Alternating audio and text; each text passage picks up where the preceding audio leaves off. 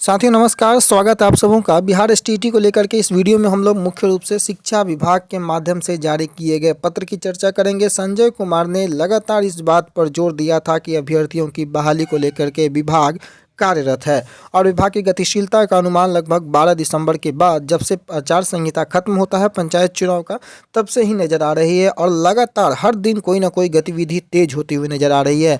मसला सातवें फेज की तैयारी को मैंने लिखा है, तो आपको यह पता है, मैंने लगातार बताया है कि छठे फेज का खत्म होना सातवें फेज की शुरुआत के लिए बेहद आवश्यक था। इसकी पटकथा यानी कि सातवें फेज की शुरुआत की कहानी छठे फेज की अंत से ही शुरू होती है, इसलिए छठे फेज का अंत होना बेहद आवश्यक था। सबसे पहले उस पत्र की ओर हम लोग चलते हैं जो लगभग आप लोगों ने भी देखा होगा, उसके बाद सातवें फेज की हम लोग बात करेंगे।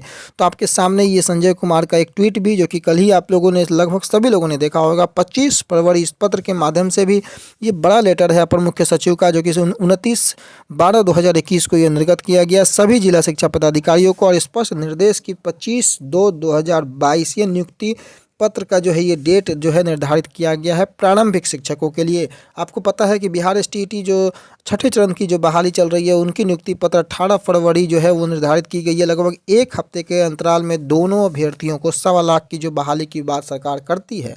हालांकि 1.25 लाख में कितनी बहालियाँ हो पाई हैं ये आप लोगों को भी पता होगा कि हाई स्कूल और +2 में अभ्यर्थियों की संख्या बेहद कम है, जिसके कारण बहाली पूरी सीटों पर नहीं हो सकती है। मसला वहीं प्रारंभिक को लेकर के बात करें तो 38,000 अभ्यर्थियों का अभी तक चयन हो पाया है और लगभग 12,000 से समथिंग इकाइयाँ जो सीट हैं उस पर जो है बहाली होनी है, और उस पर जितने अभ्यर्थियों का चयन हो पाता है उनको मिला करके नियुक्ति पत्र दिया जाएगा और उसके बाद बिहार एसटीईटी को लेकर के हो सातवें चरण की प्रक्रिया शुरू हो सकती है सातवें फेज को करके।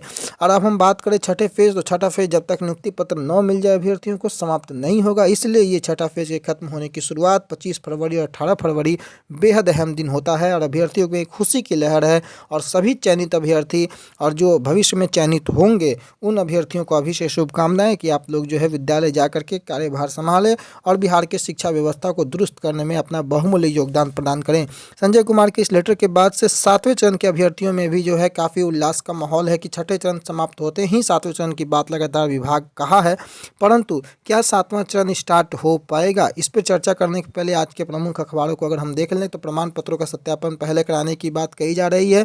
प्रारंभिक शिक्षकों को 25 को दिया जाएगा नियुक्ति पत्र। आधार पदों के लिए जनवरी में होगी तीसरी चरण की काउंसलिंग। लगातार ये प्रक्रिया सभी अखबारों ने इस खबर को प्रकाशित किया है कि 25 फरवरी को प्रारंभिक स्कूलों के लिए चयनित सभी अभ्यर्थियों को नियुक्ति पत्र। आप किसी भी अखबार को उठा करके आप देख ले तो ये बड़ी खबर है। संजय कुमार का यहाँ पर आप देखेंगे बयान की पंचायत नियोजन इकाई और प्रखंड नियोजन इकाई में जो चयनित अभ्यर्थियों को संबंधित प्रखंड मुख्यालय में नियुक्ति पत्र दिया जाएगा। नगर निकाय में चयनित अभ्यर्थियों को संबंधित जिला मुख्यालय में नियुक्ति पत्र मिलेगा। नियुक्ति पत्र वितरण कार्य में किसी भी प्रकार की शिथिलता पाई जाती है तो इसकी सारी जिम्मेदारी संबंधित जिला शिक्षा पदाधिकारी की होगी। ये बड़ा बयान है और कुल मिलाकर के ये देखना होगा कि विभाग नियुक्ति पत्र का जो तिथि निर्गत किया है उस तिथि में कितना नियुक्ति पत्र वो निर्गत कर पाता है उस तिथि के अनुसार, या फिर विभाग की जो मंशा है वो अभी भी कुछ दुरुस्त नज़र नहीं आती है, ऐसे लगभग कई अभ्यर्थियों का अनुमान है। अब हम बात करते हैं सातवें फेज की तैयारी को लेकर के। आपको पता है छठा चरण खत्म होते ही सातवें चरण की शुरुआत होनी है, परंतु सातवें चरण में जो मैंने लगातार आप लोगों को बताया है कि केस जो है वो सबसे बड़ा हर्डल बनता है। एक छठा चरण जो हर्डल था वो हर्डल अभी पार होता हुआ नज़र आ रहा है, जो कि बहुत अच्छी खबर है, परंतु ये जो केस है मैंने लगातार अभ्यर्थियों से कहा है कि ये दूसरा जो हर्डल है इसका पार होना बेहद आवश्यक है। मसला ये नहीं है कि केस क्या प्रभाव डालता है, मसला ये है कि केस कुछ प्रभाव डाले या ना डाले, परंतु समय को जरूर कील करेगा, जो कि अभ्यर्थियों के लिए बेहद नुकसानदायक हो सकता है। अगर केस के कारण किसी भी कारण से अगर किसी भी केस के कारण अगर प्रक्रिया में स्टे लगता है तो प्रक्रिया लंबे खींच जाने की संभावनाएं है। इसलिए उम्मीद यही जताइए कि केस की सुनवाई जल्दी हो, या लोग अगर विड्रॉ करना है तो केस को विड्रॉ करें, क्योंकि मार्ग प्रशस्त है और आगे प्रक्रिया जिस प्रकार से बढ़ेगी उसकी आपको अपडेट देंगे। परंतु छठे चरण को खत्म होने के साथ सातवें चरण की शुरुआत की बात बिल्कुल नजर आ रही है और उम्मीद करें कि मार्च के प्रथम सप्ताह या अंतिम सप्ताह तक इसके भी सुगबुगाहट तेज हो विभाग में। फिलहाल के लिए इतना ही। आने वाले समय में जो अपडेट होंगे आप तक पहुंचाएंगे। तब तक अपना ख्याल रखें। धन्यवाद।